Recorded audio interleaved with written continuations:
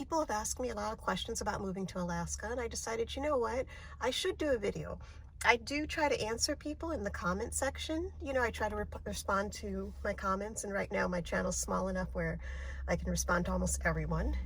So I try to do that as long as I can. With any luck, the channel will grow, but I did respond to this particular viewer, but I've had this question a few times. People want to know about Alaska, and particularly they want to know about Anchorage, Alaska. I'm in the Anchorage, Alaska area. I work in Anchorage, Alaska, but now that I'm, doing the nomad life in my van full time and no longer going into the office, I have a range. I have my range, and it includes Anchorage, and then also I go to the suburbs and the surrounding Anchorage areas in my van. So I go a wide range. I take my time and move from area to area and sort of rotate between areas. But Anchorage is my main, nexus of where I travel from. And I've had a lot of people, and I've been living in Alaska for a long, long time, many, many years. I've lived in Alaska for longer in my life than I haven't. So, Alaska is my home. And so I've had a lot of viewers asking me about Alaska. Should I move to Alaska? What should I do? Should I find a job? Can I find a job? Do you guys live in igloos? I mean, all sorts of questions. Do you ride a moose to work? So I'm going to answer some of the common questions I've gotten from a handful of viewers who've asked me about Alaska, people who are interested or thinking about relocating to Alaska. I will say this to anyone: if you're going to relocate anywhere, no matter what state or where in the world, look on the website of that government. So the state of Alaska has a website, the state of Michigan has a website, the state of Florida has a website, the state of Massachusetts has a website. Look on their website to get ideas about statistics and ideas about the Department of Labor and job availabilities in that state. So the Department of Labor is a place to look for any state, but particularly, since we're talking about Alaska, and you can look for jobs that are available in Alaska by going to that website. So that's something that you can do if you're thinking about moving to Alaska and you want to secure employment before you get here.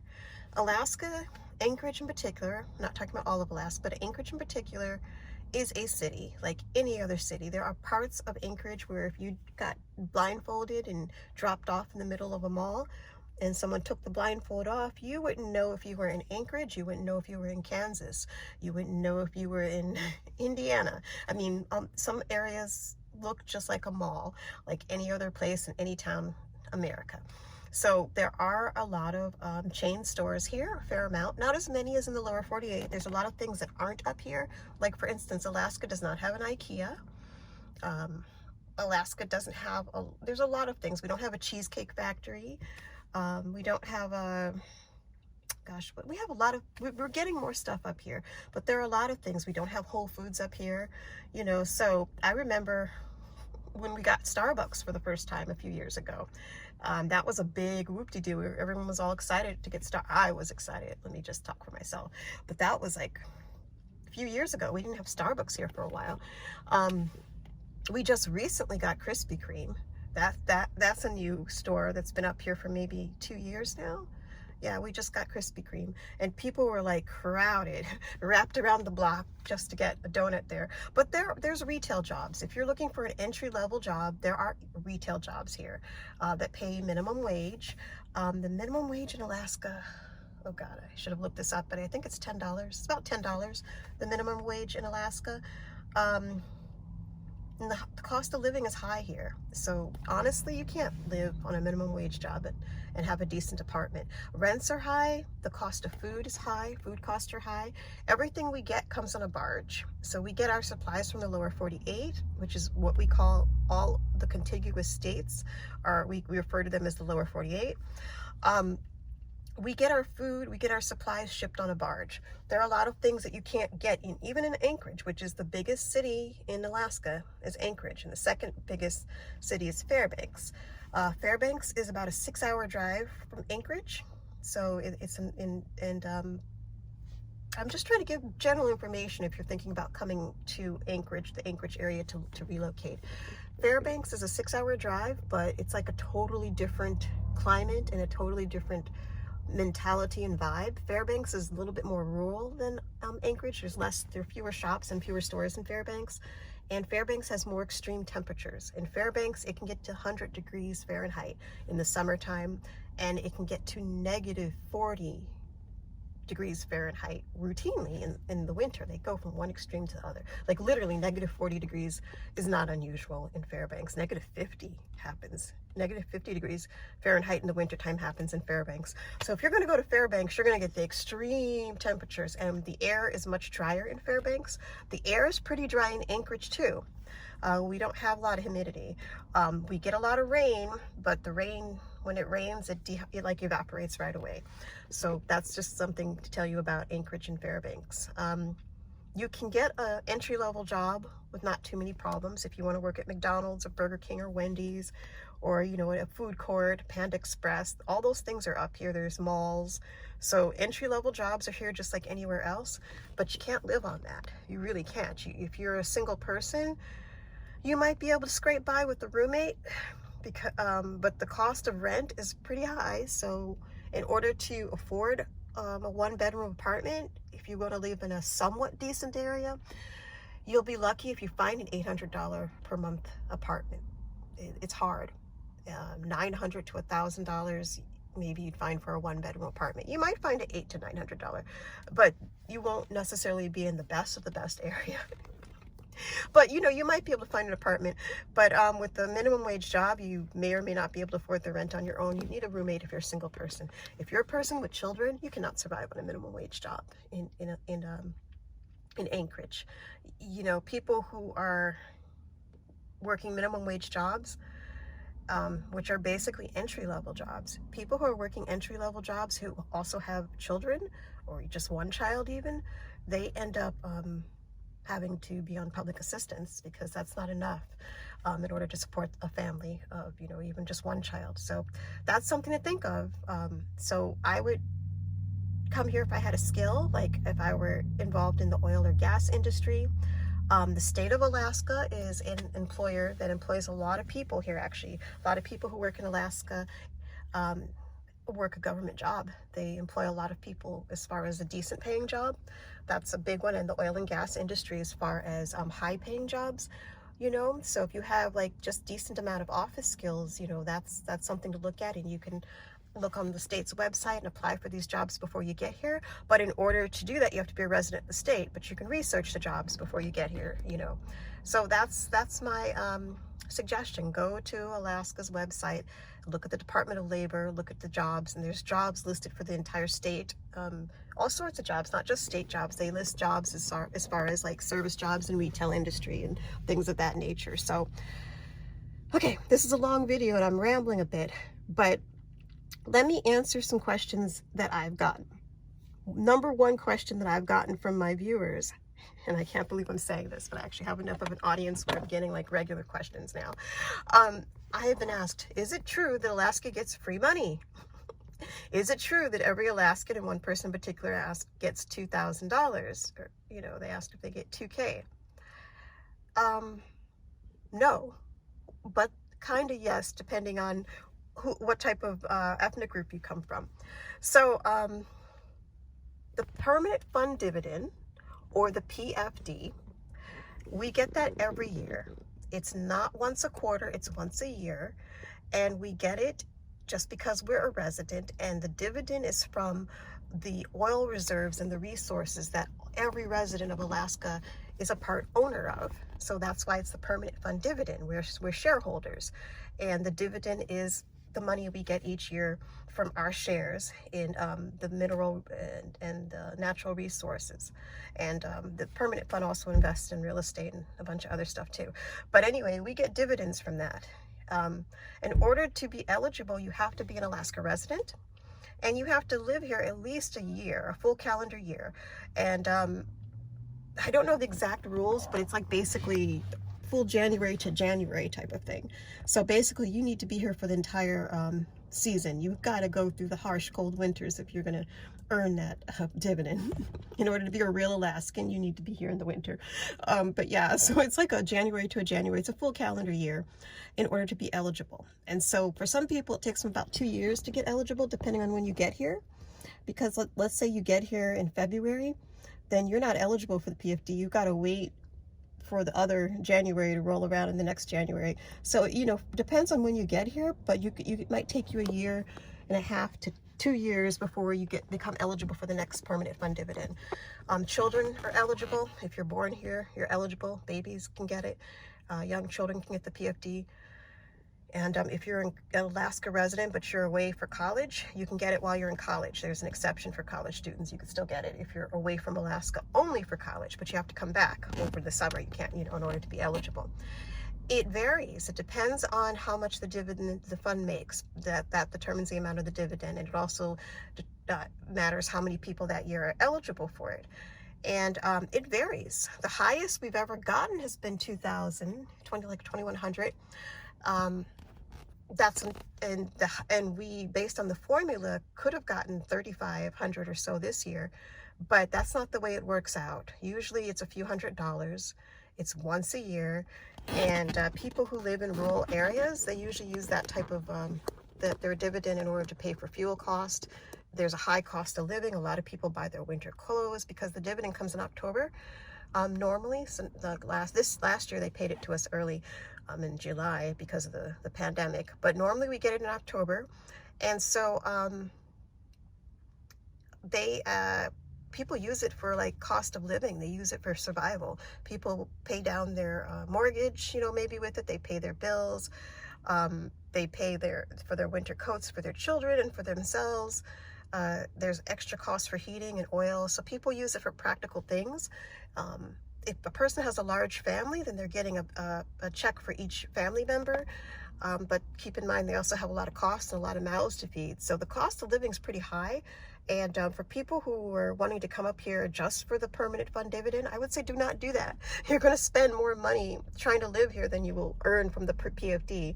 And once you get here, it might take you a year and a half to 2 years to even be eligible for it. You're not going to get it right away. So if you're going to come up here for the PFD, it's a bad idea, and it varies. I mean, it could be anything. It could be $500. It could be $200. It could be $1,000. But it varies. You never know what it's going to be from year to year. So if you're going to come up here for the permanent fund dividend, that's a bad financial decision. And you'll probably end up homeless, especially if you don't have a job lined up. So just a caveat. I'm just being blunt. It's cold. This is not a good place to be homeless. If you're going to be homeless, go someplace warm like California. But that's the big question I get all the time, is about the permanent fund dividend. I'm not an expert on it, by the way. I've been living in Alaska for a long time, and I'm just telling you about, a layman's knowledge about it. So do your own research. Do not come up here just for the PFD, though. It does not make financial sense. Food is much more expensive up here. That cost alone, knocks out anything you get from the PFD. And rents are pretty high. Rents are pretty expensive up here. I got a question about quarterly dividend payments. And quarterly dividend payments are not something that happens for every Alaskan. But if you are an Alaskan Native or a Native American, and if you are a shareholder, a member of a Native corporation, then you do get a dividend depending on what which corporation you're a shareholder for. This is only for people who have a CIB, Certificate of Indian Blood, and it's not for the general population, but different corporations do get quarterly payments. So if that applies to you, I'm sure that you can, look up your corporation and get more information. But that was a question that I got from about 3 people, because I guess they heard about the quarterly payments that Alaska Natives get. It's not for the general population, and so if you are part of that population, then you can go to your corporation in order to get further information. But for the general population who is asking the question, it is not something that the majority of Alaskans get. No, we do not get quarterly payments. That's something only for people who are natives. And like I said, you can't afford rent on a minimum wage job. If you are a person who doesn't have the skill set, and I'm just putting that out there. If you don't have the skill set to get a job that is more than entry level, then you're going to need to work 2 or 3 jobs in order to take care of yourself, because minimum wage jobs full-time would not afford you a decent apartment, you know, unless you have a bunch of roommates or not. So yeah, it's like any other town. It's like any other city in a lot of ways. I mean, Anchorage is different. Alaska is different. And, you know, it has its own little flavor and personality. But it's like any other city in the United States in a lot of ways as far as job opportunities. A question I got about high-paying jobs in the oil industry.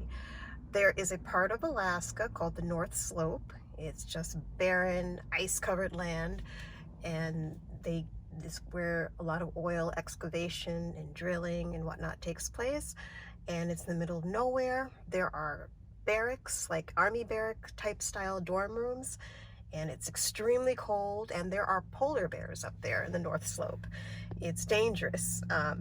There's no one who really lives there except for to work there. It's just like a barren ice field, and then there are buildings and outposts.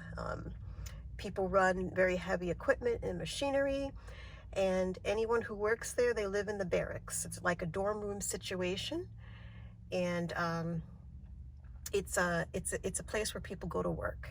And people usually work 2 weeks on and 2 weeks off. Like they go to the North Slope because it's desolate. You know, you're just living in a big army barracks, basically dormitory. And then you go out and you have to dress up in very thick polar gear because you're dealing with negative-degree temperatures, -40 degrees and colder. And you're working outside. You might be driving a truck. You might be a maid for the hotel. There's a variety of jobs. They are extremely high paying. That's a job, if you go to the North Slope, where you can have entry-level jobs that will pay you a good amount of money, and then you also get overtime, like a lot of overtime. And people work 2 weeks on, 2 weeks off, and they work a lot of overtime.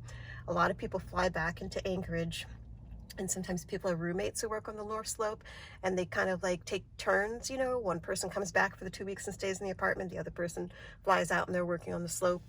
Some people have a roommate situation where they have an alternating schedule. They work hard. It can be dangerous. There's several jobs. You could be a cook. You could be a prep chef, I think. You could work in the hotel type of barracks type of situation as a maid. I actually know someone who does that. She works as a maid. I used to work with her at a different job. And she had a very high skill level job. And but she had a ton of student loans, and she decided to quit the job and go to the North Slope and become a maid. And she's making so much more money than she ever made at the job that we worked at. And in conversations with her, she told me that as a fee, because there's mostly males who work on the North Slope, but there are women who work up there. And, you know, it's sort of like heavy duty work for the most part, but, you know, people are cooks and other things. So it's not all just heavy lifting. It's not all manual labor. But she told me that as a female, it is very hard to work on the North Slope because there are a lot of, and this is what she told me. I don't have personal experience, but from talking to her, she said it was almost like living in a prison situation where you've got a lot of men and very few women, and that sometimes women will feel a little bit unsafe because you're trapped there with all these hardworking guys, and that you almost feel like you're in the army or in a prison. And so she said that she got, you know, there was sexual harassment that happens a lot for women up there. I understand from people, not, you know, not from any official sources. Okay, child. So that's something to keep in mind if you are a female who wants to go to the North Slope. Not saying don't do it, but I'm just saying that's what I've heard. And research, you know, before you apply for any job. It is isolated. You can't leave. You have to fly out. You only can get there by plane. And you can only get there by plane. And there's no alcohol allowed up there. You know, they do that on purpose, though, because people who drink have caused problems, like, because they're all isolated in, you know, in tight quarters, and they found that when people, you know, drink, that it causes issues. So there's no drinking, no drugs, obviously, none of that stuff. But yeah, that's a good high-paying job. You can get paid $20 an hour just for, you know, doing something that, you know, would pay half that, you know, in the city. So, like being a maid, I think my friend was making $22 an hour or something like that. I don't remember the exact amount, but she was making a high amount just for being a maid, and then she was getting double time and time and a half a lot. So she made a lot of money. And you go in there for 2 weeks, you come out for 2 weeks. Go in for 2 weeks, So yeah, so that's a high paying job, the North Slope. You can look that up online for more information, but just look up North Slope jobs in Alaska. Um, there are seasonal jobs here if you are a mountain guide or a camp host or something like that. You could get seasonal jobs up here. A lot of people come up here for seasonal jobs. A lot of people come up here for fishing jobs or processing. They work what's called the slime line, where you gut the fish and you wear waders, hip waders, and you know, you do this nasty work, but you know, someone has to do it. It's a big seafood industry. And that job, it pays minimum wage, but people work overtime. You get time and a half. So people end up making a lot of money, but they're working intense, long hours, like 12-hour shifts, and it's only for a season, so it's like a limited time, and so that job ends, and so people come up here for the seafood processing jobs, and some of those jobs will provide housing for you. If you apply for some of those jobs, you can look online for that too. So there are a lot of seasonal jobs, a lot of resorts and things like that. It hasn't been the same as it was for this year because of the pandemic, but still, it's not a high-paying job. But you can make a fair amount in a very quick amount of time because you get a lot of overtime, like you're working overtime. So those types of jobs are here too for the summer. And there are ski bums who work at the resorts for skiers, but there's not a lot of positions for that. And you know, you can be a good skier, a good snowboarder, and you can teach ski lessons or whatnot. It's not a lot of positions, but there are people who do that in the winter as far as seasonal jobs. And yeah. I think I'm giving just a general idea about moving to Anchorage. I know it's rambling, but I'm just putting it out there that if you're going to come to Alaska prepared. It's good to have a savings, and it's good to research your jobs before you get here. But that goes for any place. It's not just Anchorage or Alaska, you know. So just keep that in mind. What else can I tell you about Alaska? We are in bear country. No matter where you are, you're in bear country. If you're in Alaska, if you live in Anchorage, you're in bear country. When I lived in downtown Anchorage, in a nice building, I one day walked out of my building and there was a black bear. I mean, in the middle of the city, cars and traffic, you know, they come up the bike path and they come right into the city. Moose sometimes will walk right downtown, right in front of City Hall. There have been moose who, you know, walk down the street. That's not even uncommon, especially in the winter. So moose will walk down the street. Bears will walk down the street in the busiest part of you know, so you're in bear country no matter where you are, and be aware of that. So, you know, we live with the wildlife. We moved into their area, so there's a lot of wildlife in Anchorage and in Alaska, of course, but in Anchorage, the big busy city, you'll find lots of wildlife. You'll see eagles, you know, right in the city. You'll see hawks, or you know, birds of prey. Yeah. You'll see owls sometimes. You'll see a whole bunch of wildlife. It's like common here. So yeah, I guess that's it. That's why I'm here. That's why a lot of people come here. But yeah, I think this video is so long. I think I'm gonna stop there. But if anyone has any questions that they want me to answer in another video, I will break it down a little bit more succinctly. So just leave it in the comment section if you have any Alaska questions that you want to ask. And I am answering this video as a response to more than one commenter who was asking me about Alaska. So I basically was trying to answer all the points that I got from those handful of comments. And so I think I covered those points. Yeah, Tiffany, you were one of the main ones if you're watching. But there were a few other people who also asked me about Alaska, so I'm just trying to address those questions all here. So I appreciate everyone watching. Please subscribe. I'm trying to get my subscribing count up, so please subscribe. And of course, if you like it, it'd be great if you like it. If you don't, you can thumbs me down too. That'd make me sad, but go ahead if you need to. But just subscribe, please.